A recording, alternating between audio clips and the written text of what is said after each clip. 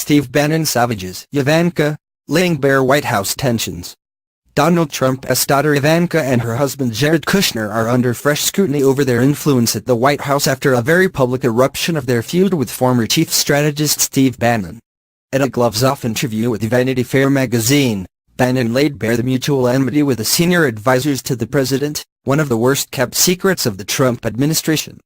"The railhead of all bad decisions is the same railhead, Javanka," he said, using a nickname that conflates the couple. Bannon, who returned to right-wing site Breitbart News after being forced out of the White House in August, recalled an Oval Office meeting in which he accused Ivanka of being the queen of leaks.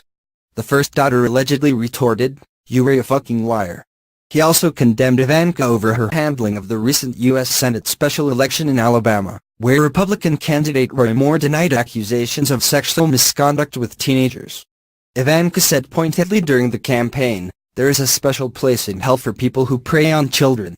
Bannon, who supported Moore despite the allegations only to see him lose a Republican heartland to a Democrat, responded in the Vanity Fair interview, "What about the allegations about her dad and that 13-year-old?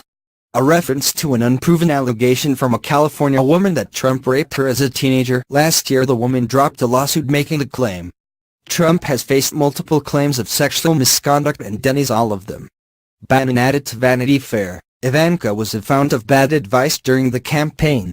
As for Kushner, Bannon made little attempt to disguise his contempt. He don't know anything about the hobbits or the deplorables, using two ironic terms for Trump supporters. It was Kushner who reportedly encouraged the president to fire FBI Director James Comey, a move that could come back to haunt him during the investigation into alleged collusion with Russia in the election campaign. Bannon said, "It's the dumbest political decision in modern political history, bar none. A self-inflicted wound of massive proportions." There was never much love lost between Bannon and Ivanka as, like medieval courtiers, they competed for the ear of the president. Bannon, 64, has an unkempt appearance. One congressman recently remarked that he looks like a disheveled drunk and grew up in a working-class, Irish Catholic family in Virginia.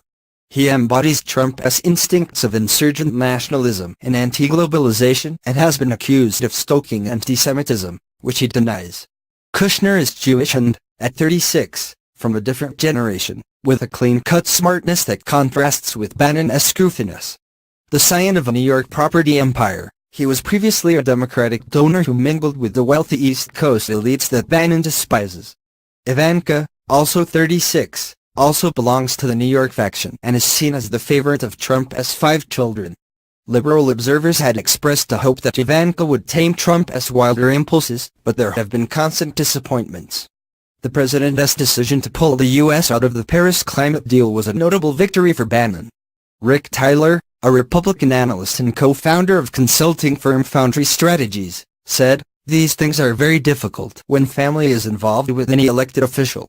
They have a different relationship with the principal and it is very difficult to work around if there is a problem. I don't know what Jared and Ivanka bring to the administration. Some said they were going to moderate the president and keep him presidential, but there is not much evidence of that.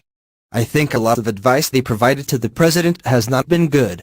Ivanka came under fire this week after promoting Republicans' sweeping tax reform, her father's first major legislative achievement. During a sycophantic interview by Fox News, which praised her for securing an increase in the child tax credit, she claimed, "I am really looking forward to doing a lot of traveling in April when people realize the effect that this has. The vast majority will be doing their taxes on a single postcard." Critics were quick to point out the postcard was a publicity stunt and a promise that has not been kept. A headline in the Washington Post read, "Once again, Ivanka Trump shows off her cluelessness." Columnist Jennifer Rubin wrote, "She has a